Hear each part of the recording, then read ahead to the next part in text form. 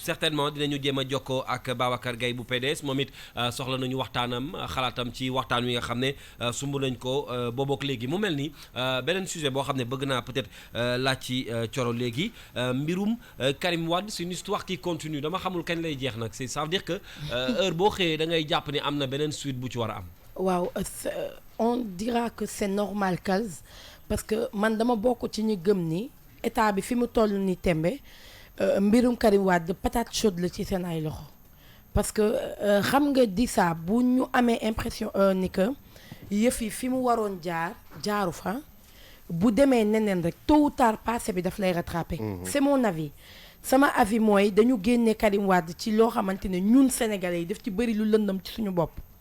parce que buñ ñu nee prison lañ ko fekk defal ko passeport diplomatique jour bi Karim Wade di génn nañu fàttaliku ne courant dafa coupé diggante 22h ak 23h jàpp minuit ñu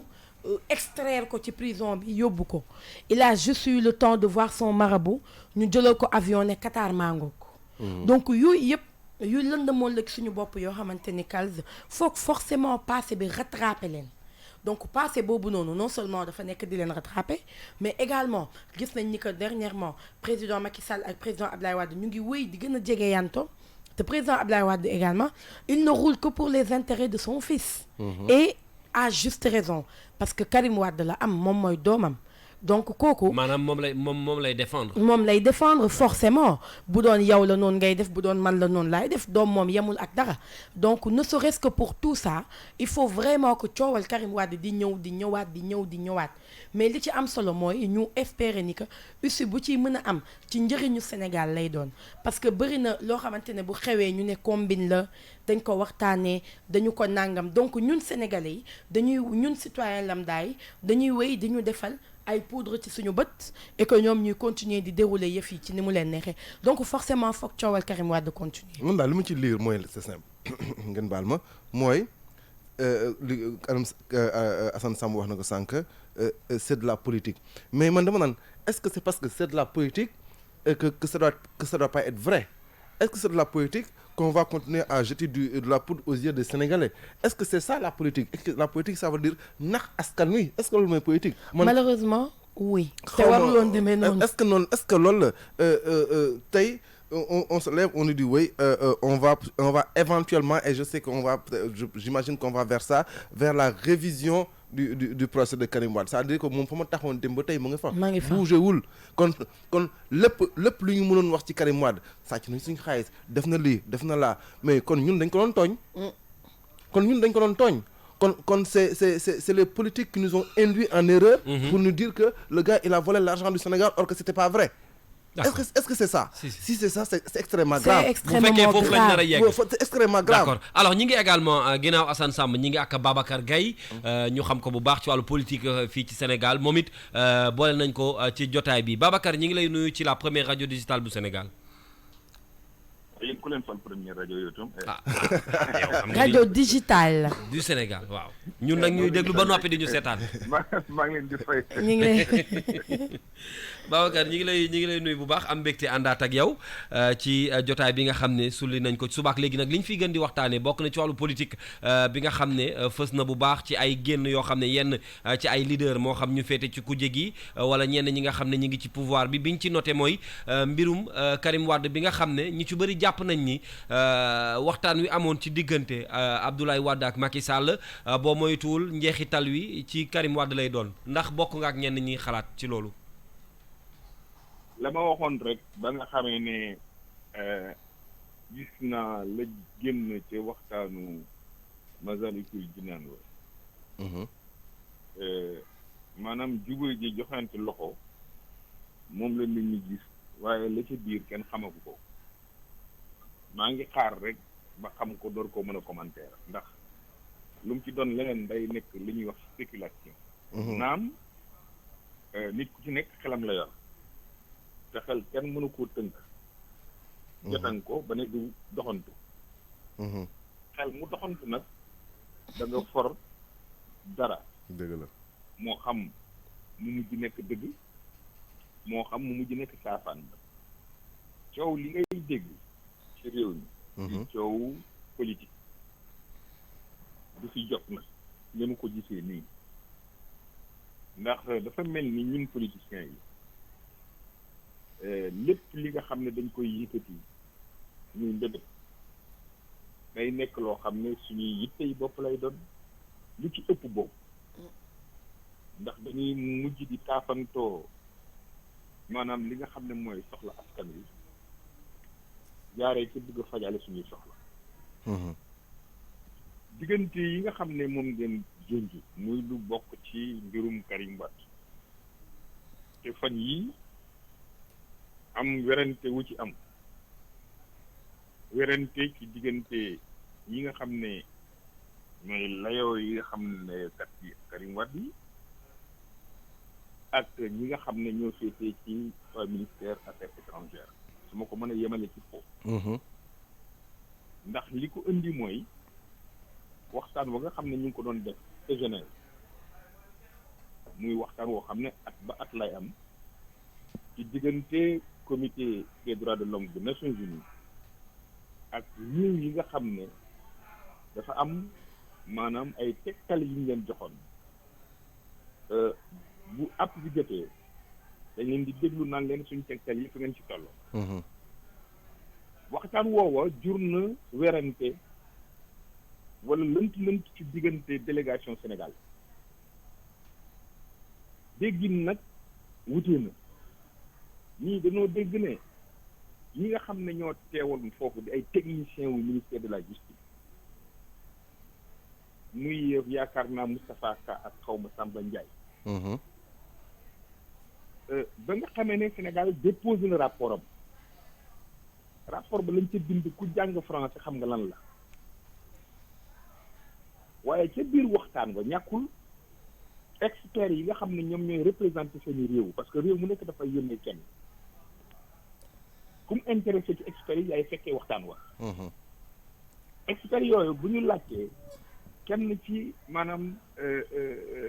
représentants yi teewaloon Sénégal wax na jéego yi Sénégal def ci mbir ma waaye wax na tamit wax joo xam ne nit dégg-dégg bi dina wutee ci mu ngi dépendre ci ban boor nga pare li ma ci jàpp ci dégg-dégg mooy man Sénégal mënula tere maanaam li nga xam ne mooy wut réhabilitation maanaam réviser procédure yi wala wut indemnisation loolu réew gouvernement Sénégal mënu ci indi gàllankoor xam nga loolu boo ko déggee dafay mel ni gouvernement Sénégal dina ko def waaye ñi nga xam ne dañu féetee aussi ci wàllu nguur gi ñoom dañuy jàpp ne ñu ngi wax ne gouvernement amul sañ-sañ maanaam dugal loxoom ci loo xam ne wàllu yoon la ndax lu bokk ci réhabilité Karim Wade maanaam xoolaat procès dafa am sart yoo xam ne ñooy tënk Sénégal ci Cour suprême ak lu bokk ci indemniser ki nga xam ne yoon moo la tooñ dafa am ay sart yoo xam ne dafa tënk Sénégal ci wàllu yoon woowu nag yoonu gouvernement Sénégal ci yoon laa wax waru cee ne président Macky Sall amul benn sañ-sañ naan dinaa def ak du ma def parce que du moom mooy def du moom mooy dindi yoon mu leer foofu yoon a koy def man noonu laa déggee waxu maanaam magistrat yooyu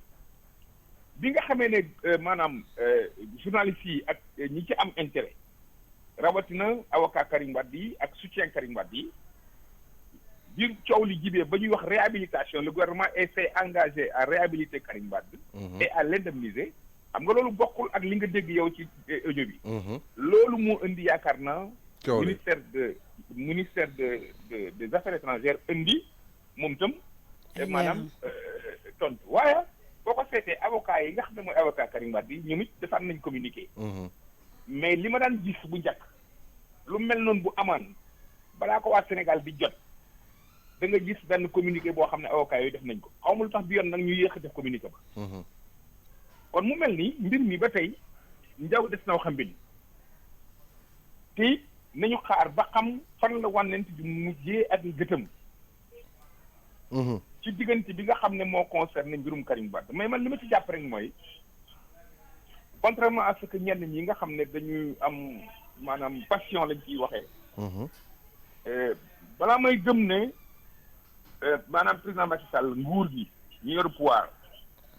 ànduñ ak Amadou Ba ci li mu wax maa ngi xaar ba ñu weddi ko. maanaam li Amadou Ba wax damaa jàpp ne ci tegtal la ko waxee wala bu ko waxut tegtal ci déggu ak ki nga xam ne muy kilifa réew mi la ko waxee. d'accord. kon dafay mel ni ci ni mu ko gisee affaire boobu des na ba tey maanaam lu koy réglé maanaam jubóo bi ngeen gis nii pour man ni ma ko gisee dafa mel ni gaa ñi dañuy yoote maanaam yoote mooy kenn ku nekk ngir toog tiim maanaam xam nga lu ñuy wax kure. wure waaw. yoote jeu de échec. jeu d'échec. mais ci wolof Kocc Barma da daan yoote. da ngay yëkkati bant samp kee jël doj teg. loolu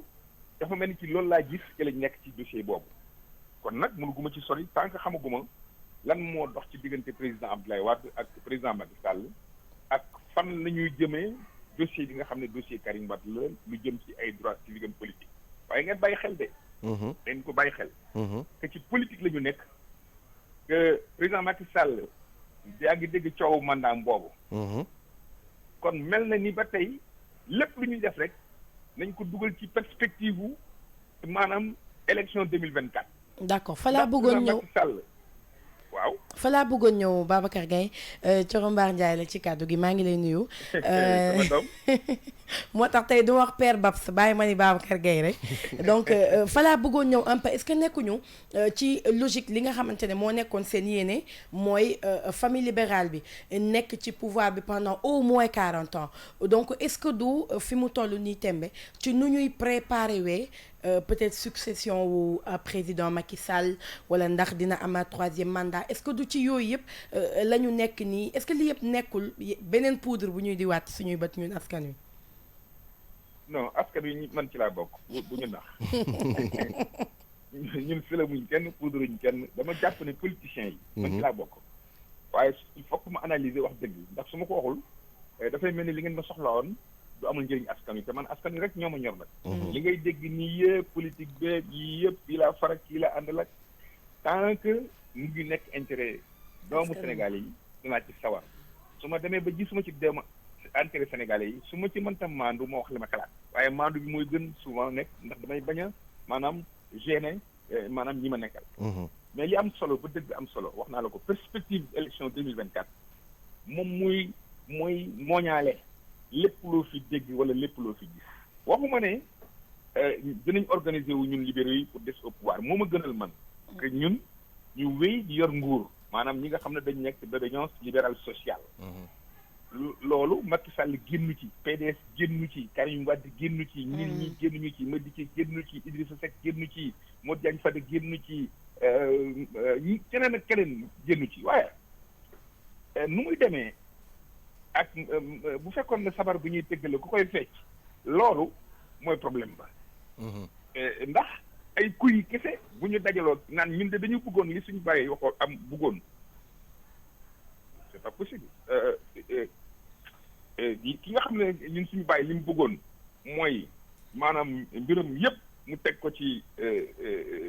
gis-gis ba mu mën a sotti dafa fekk ne aajo bi am na naka la ñuy dajalowaatee loolu nag nekk na problématique boo xam ne waa kër Macky Sall yi am nañ ci wax te ñoo xam ne nekkul ay libéraux dañ ko bàyyi xel ne Macky Sall am na ñu mu àndal ñoo xam ne nekkul ay libéraux ñun libéraux yi suñu biir yeneen bi est-ce que matee na ko crise bi nekk biir parti démocratique sénégalais est-ce que loolu ànd naa moom réglé wu yooyu yëpp dafa nekk ay problématiques yoo xam ne foog naa ni daal waxtaan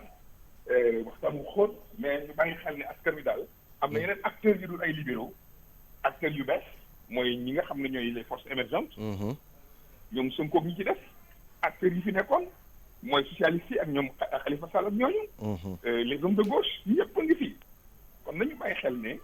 problématique bu ñuy sóor fii ci Sénégal day nekk loo xam ne day nekk njëriñu askan bi sinon foog naa du mën a réussir. Babacar ñu ngi lay gërëm di la remercier encore une fois. jërëjëf. waaw fay naa leen aussi. ci sa disponibilité. waaw ñoo ko bokk te vraiment dinañu kontaan loolu nga ñëw ci la première radio digitale du Sénégal. man de maa ngi koy xaar boobu ak léegi. yow Kals kii mooy sa goro Kals. waaw kii mooy sa goro de. waaw ah bon. waaw. kon jeex na. ah acca. kon baax na. kan moo la bëgg foofu. xanaa Kals mi toog. Kals nag ne ko moom il faut mu dem Saloum. waaw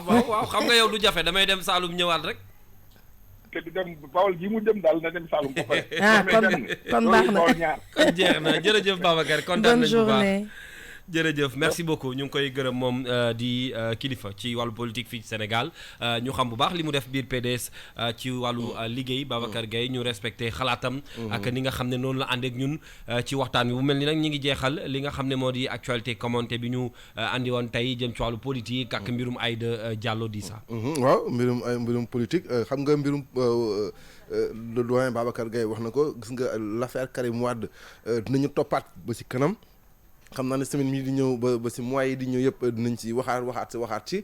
parce que mënuñ cee ñàkk wax noonu ndax mbir mi coow li mu juróon au départ tax na tey mënuñu ko fay noonu rek comme si de rien n'était et puis jàll ci leneen loolu lu leer la dinañ ci ñëwaat dinañ xam ndax Karim Wade dinañ ko réhabilité dinañ xam ndax 138 milliards yooyu ñu waxoon dëgg la wala ay poussière la woon dinañ xam ndax CREI boobu ñu fi taxawaloon ndax dañ koy dindi am déet parce que ñu bëri ci waa APR wala ñu bëri ñu ànd ak nguur gi fi mu nii tey ñu ngi koy ŋàññ loolu yëpp nañu leer fii ak ay semaines yi di ñëw wala fii ak ay weer yi di ñëw mbirum soxna Aïda Diallo tamit wax nañ ko pour man wax ji frankulaay na bi nga xamee na ki nga xam ne mooy kilifa gi àdduna ci li mu wax leer na kuwaay du topp bo te nekkoon cantaakun na nga topp sëñ Saliou Thioune pour man kon foofu wax ji jeex na fa mbirum Aïda Diallo pour man ce n'est plus d'actualité au moins où le khalife général des mourides àdduna ci indi na si position bi leer na et position bi ce n'est pas discutable. mais mën nañu wax Aïda Diallo Thioune ba tey am déet non. waaw normalement. waaw war naa mën a nekk normalement donc waaye comme ni nga ko waxee ce n'est plus. tontu leen ma ba tey daal waaw mu ne pour man waaw. amagul borom kër. waaw kon ñu woowee ko Aïda Diallo te bu soxna bi jàllee itamit taalibe cheikh bi la woon. donc cuun bi mënuñu ko dindi. mën nañ ko bàyyeeg cuun bi waaw bu ko neexee. mais daal amul benn li leer ci loolu mooy côté boobu moom wax ji frank-ndaayu na ce n'est plus discutable le khalife a parlé donc il faut exécuter ce que le khalife a dit. Murid ndigal point. waaw Murid ndigal jërëjëf ñu ngi leen di gërëm bu baax a baax on va marquer beneen pause musicale cette fois ci nag dañuy ñëw bu ñu noppee ci reportage yi nga xam ne ñoo leen koy jagleel altine bu jot. xam ngeen ni wàllu sociétal lañ leen di jox. chaque lundi loo xam ne daf ñu yitteel ñun. ci suñu dundin ci société bi. Ndeye Mati yow mënoo koo jóg toog rek. Ndeye Mati xam nga Ndeye Mati ñu ci defal benn reportage bàyyi ma jox leen ngeen déglu Wally Ballago Seck en mode acoustique. et puis juste après ñu dellu si waat mi ngi préparé moom it spectacle bu mag fële ci Paris le 26 su ma juumul voilà Dôme de Paris. dégg naa tamit màggal gi janatu def ngeen fa doom bu am solo fa lañ defee woon cant gi ah. waaw kooku de li saa la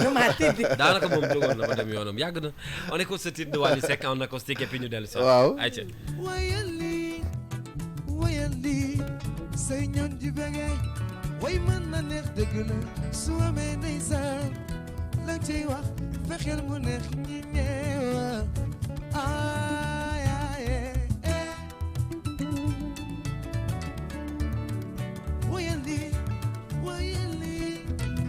wayandi say ñoon di bege way mën na neex dëgg la su amee ndeysaan la ciy wax fexeel mu neex ñi ñeewa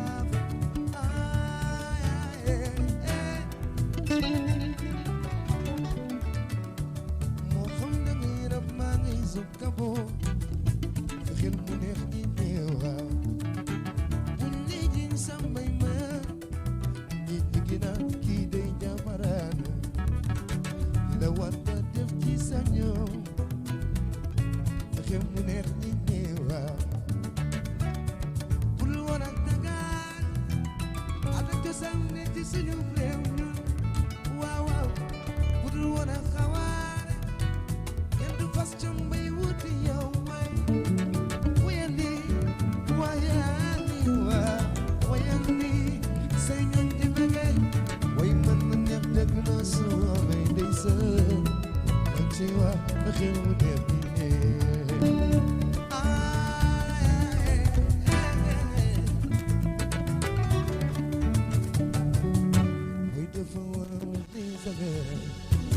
il faut na bégal doomu Aadama ndax lu mel ñëpp ko bëgg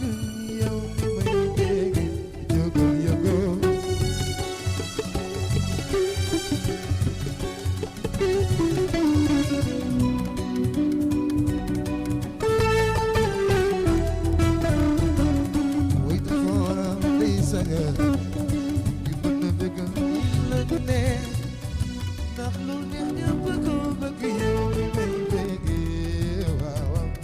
ci dafa war a ndeysaan soo ci bëggee dëggal doomi aadama kon soppi feccal sama way wi yow ni may mu dëggee neex ñëpp a ko bëgg Wally Ballago Seck en acoustique ci la première radio digitale bu Sénégal lu neex ñëpp a ko bëgg moo tax Coro mi ngi ciy yëngatu yóbbaale ci sax Dissa Préra voilà ñoom ñëpp ci xam nga sama tànkee woyof man musique laay bañ a dégg man yóbbaale nga Préra mais moo garaaw amul problème alors il est exactement 10h passé de 48 minutes li ñu desee ci jotaay bi daanaka bëree gul waaye reportage bi nga xam ne Ndeye Mati daf ñu koy faral di jox altine bu jot andiwaat nañ ko Dissa waaw Ndeye Mati madame sociétale tous les lundis dafay dox ak ñun ci dëkk bi am ab taxaw seet bu mu def ci benn fait de société c'est bien c'est normal parce que comme on dit nous sommes le miroir du Sénégal donc c'est baax na ñuy dox ci mbedd mi di jokkook askan wi di xam seen ay jafe-jafe et puis di ci waxtaan ak ñoom et puis di ko indi également ci rajo bi xam naa bu baaxee rek mun nga pousse ñu dem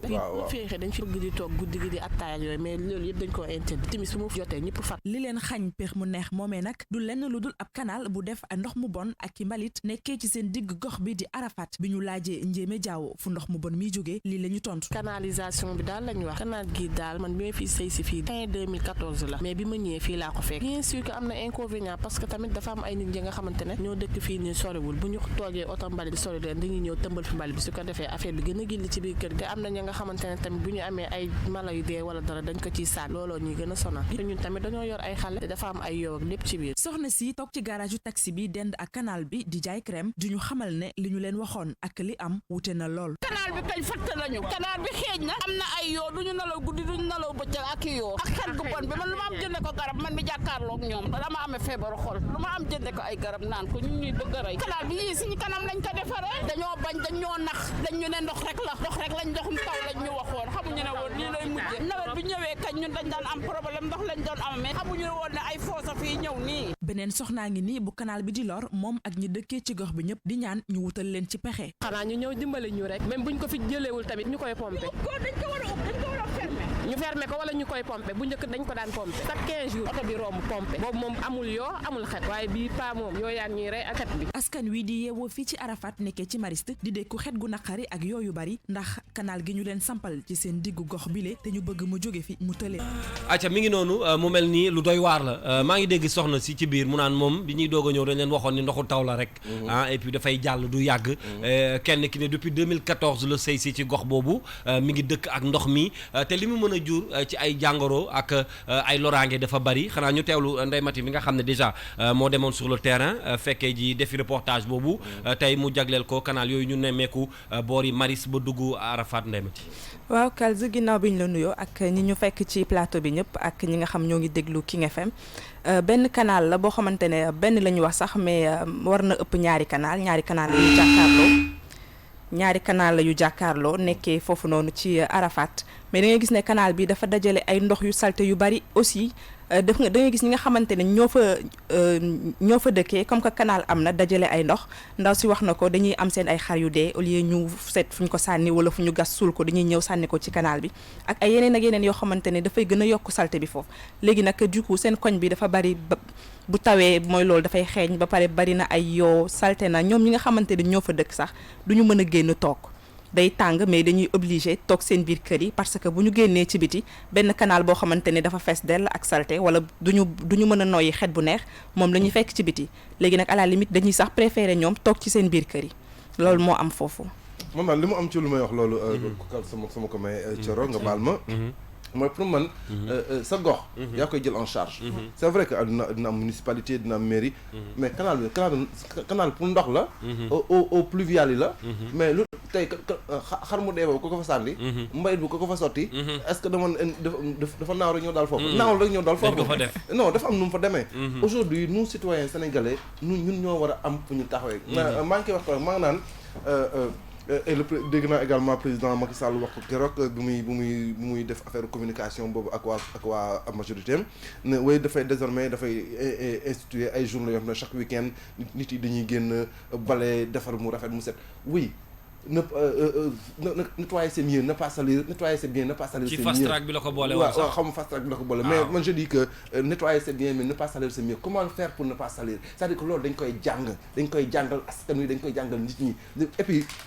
doo xëy nii rek ba màgg nii rek ñu wax la nga def ko boo tàmmee salte ba nga nekkee gone boo màggee da ngay salte yaa ngi dégg boo xam la xam ne boo tàmmee set ba nga nekkee gone boo génnee da ngay set et puis comme je dis c'est pas parce que on est pauvre non pas parce que on est pauvre qu'on doit être sale. est-ce que yaa ngi dégg man Kals je me rappelle bi may gën a nekk gone man sama ñoom yaay dama leen daan gis ñu daan xëy da ngay gis sama yaay danaan bale buntu kër gi ba buntu kër gi la ba pare di ko lay mais mère bale danaan bale buntu kër gi ba sama buntu kër je veux dire on se réveille le matin ñun dañu daan football su koñ bi mais jafe na nga daan football gis pont wala jam jafe na nga mais wala di foo ci suuf si léegi suuf si de boo ci toogee et pourtant am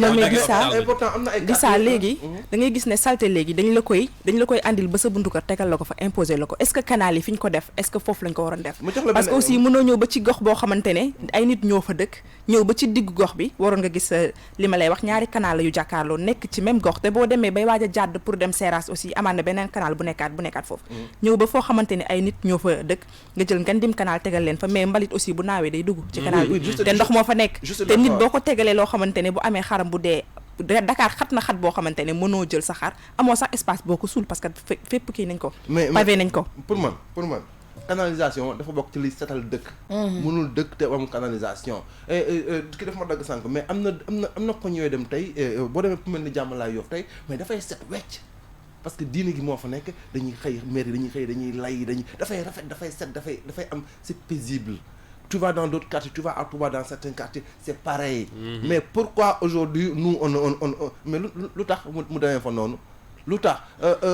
j'ai vu Abdou Karim Fofana qui se levait et qui était en train de faire le tour de Dakar, de nettoyer, d'enlever les carcasses des voitures, les trucs, les comme ça, les lu yàqu yëpp ngis nit yi commencé jóg ku jóg ne oui nous sommes association des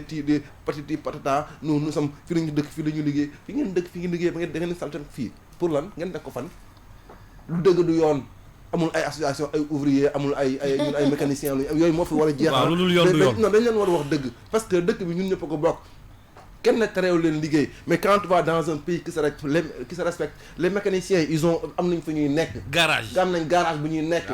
menuisier am nañ fu ñuy nekk bu yumaane am nañ fu ñuy nekk mais c'est parce que dañu xëy dàq leen si fi ñu war a nekk ñu xëy na non dañuy yàq suñu liggéey kenn yàqul liggéeyu kenn boo liggéey foofu boo liggéeyee boo tegee sa fu mu warul liggéey dañu fa war a jóge gis nga maa ngi koy wax keroog Kals y a 4, 5, 6 mois j'étais à Accra même la vendeuse d'eau ki jaay ndox dafa yor poubelle am lu leer laa woon c'est-à-dire que da lay jaay ndox fukki dërëm ba pare nga naan mu jël ko def ko ci poubelle am moom nee naa la Accra am ñemewuloo yor sa cigarette mbedd bi di toox yar gi mais du toox nee naa la xale bu ndaw mooy ñu ne la monsieur s'il vous plaît ici on ne fume pas dans la rue mais quand même je veux dire mënoo doo dox ci mbedd mi xoolal ci télé yi rarement nga gis ganayen buy toog ci mbedd bi rare c'est rare c'est exceptionnel parce que dañ leen ko yaree ñun nag dañ ko war a def ci ñun te dañ ci war a def rigueur pour man du nekk lu ñuy maslaawe war nekk lu ñuy laam mais di ça Sénégal diine bi fi ëpp taxawaay julli diine l'islam la te l'islam moo njëkk a woote cet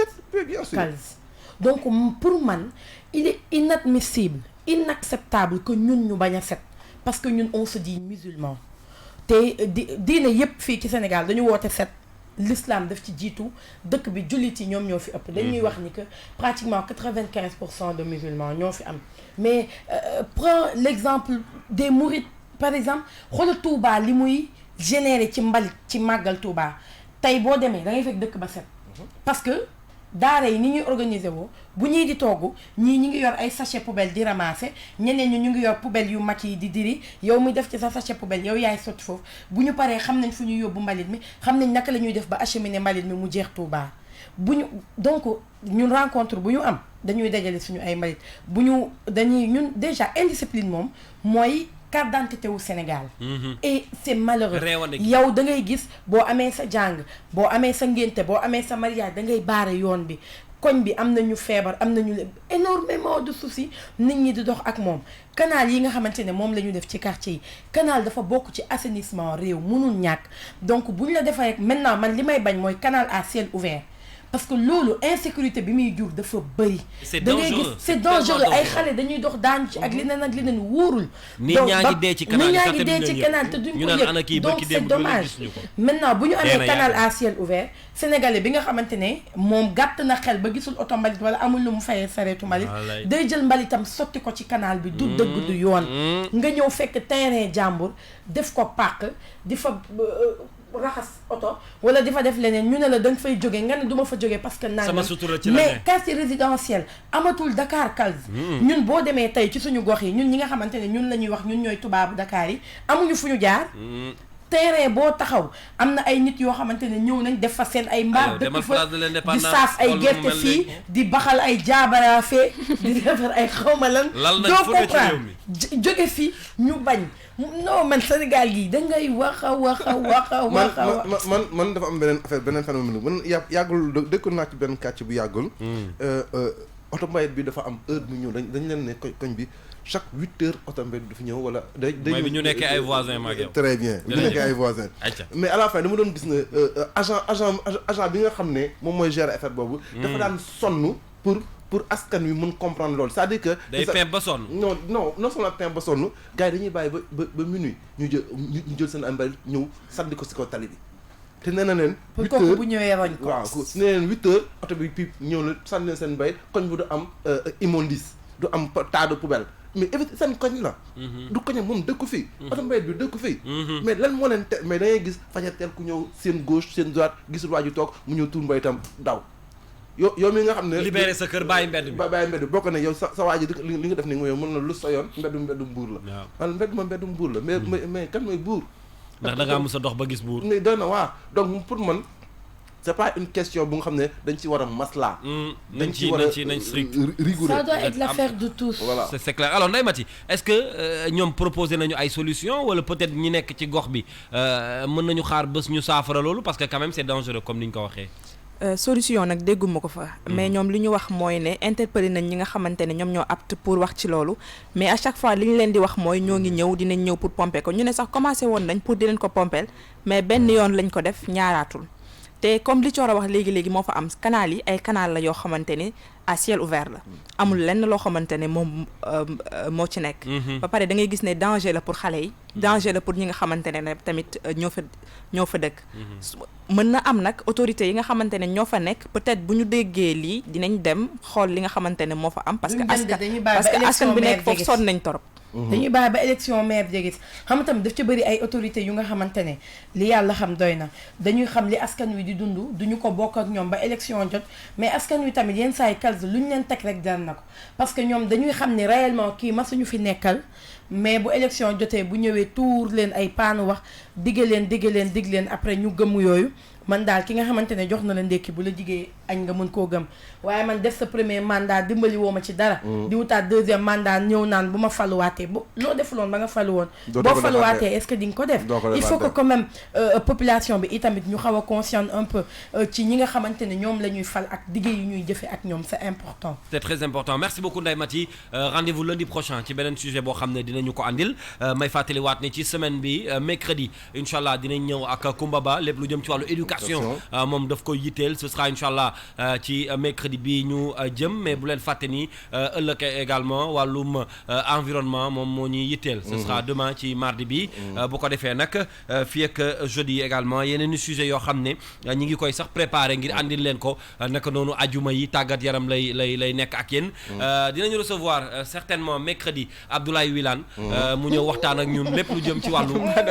politique Abdoulaye Wilane dina ñëw nekkeendo ak ñun voilà nee na ma nag naa ko wutal ay ngoyaan yu baax bu ñuy waxtaan ma ne ko amul benn problème man de du ma ñëw man naa ko wutal Xadim boobu laa waroon woo rek mu woyal ko ci wet gi ñu woo waa Kaffrine ñu gunge ñu donc incha allah Abdoulaye Wilane mooy nekk suñu gan ci semaine bii ñu dëgmal ci biir 9-11 ma bàyyiwaat leen ñu marqué benn pause le temps de revenir sinon mën nañu libérer Ndeye Maty ak Thioro Mbar Ndiaye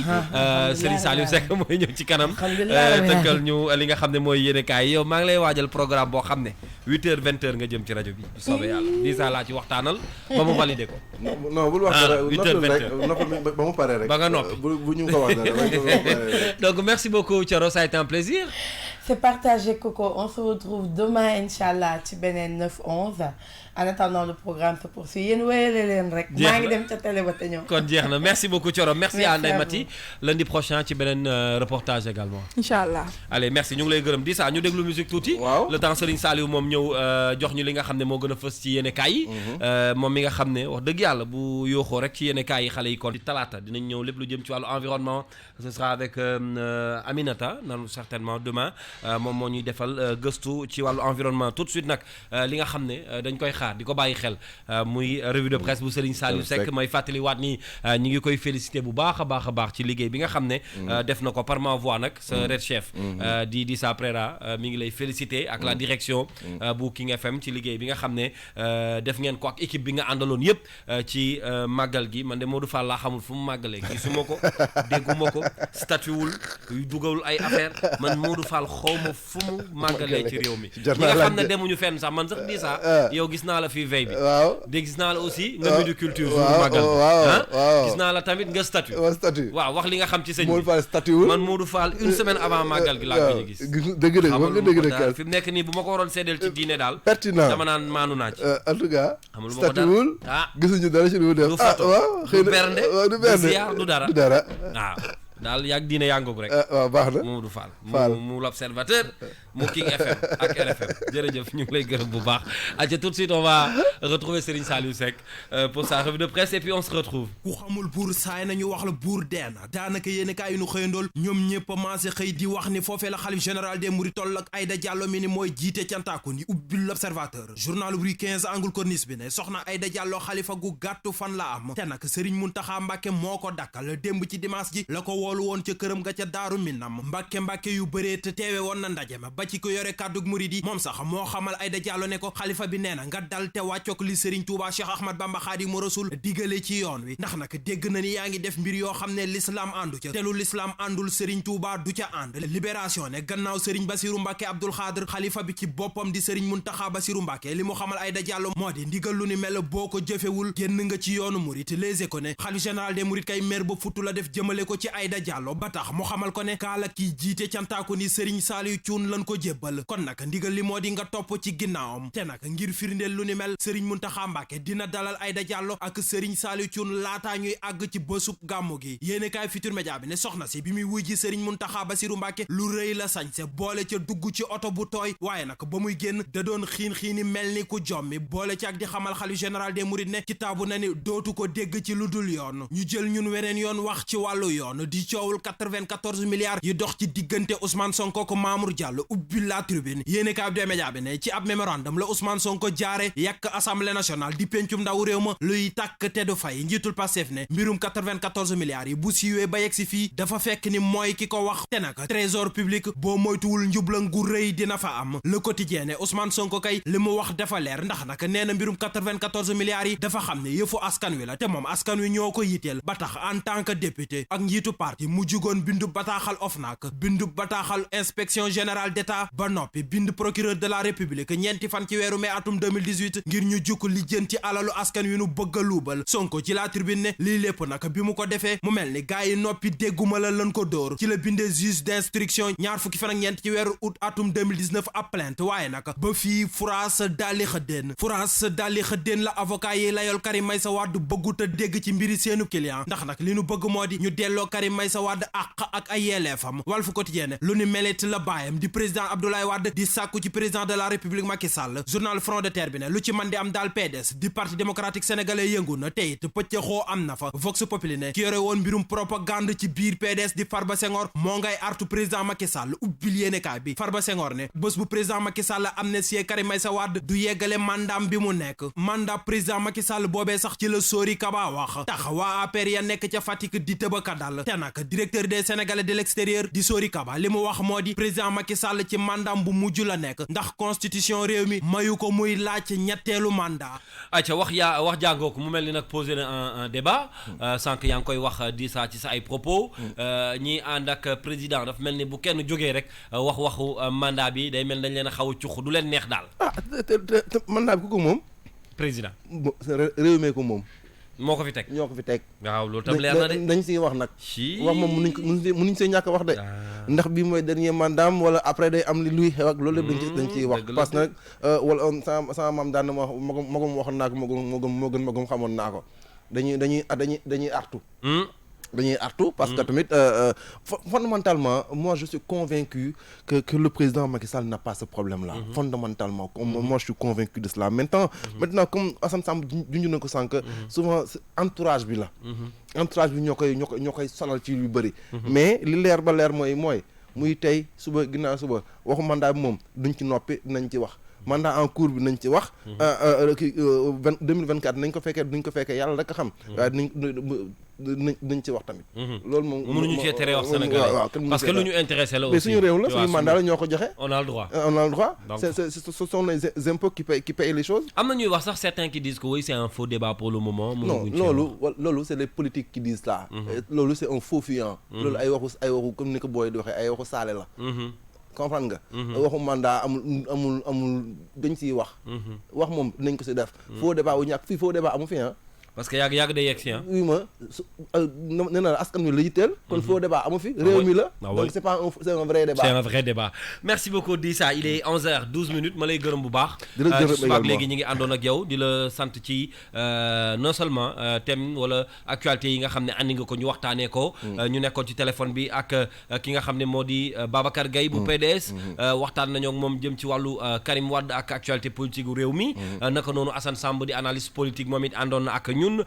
Coro Mbaar Ndiaye nga feggooloon ak Ndeye Mati Dieng ci wàllu reportage bi di leen gërëm bu baax ki ñu joxoon xibaar yi nag ji jëm ci yéenekaay yi nga xam ne moo ñu ko doon yaatalal di Serigne Saliou Seck mën ngeen ko retrouver également ci suñu ay plateformes yi nekk ci digital moo xam chaîne YouTube bi la wala www.kingfm.sn wala suñu page Facebook officielle bu King FM merci Dissa et à demain. Merci Kals et à demain et merci aux auditeurs et aux internautes de King FM. Rendez-vous tout à l'heure avec la rédaction ce sera aux environs de midi pour gunge leen ci li nga xam ne moom la ñu dippee midi culture quelques notes de musique le temps ñuy jeexal jotaay bi.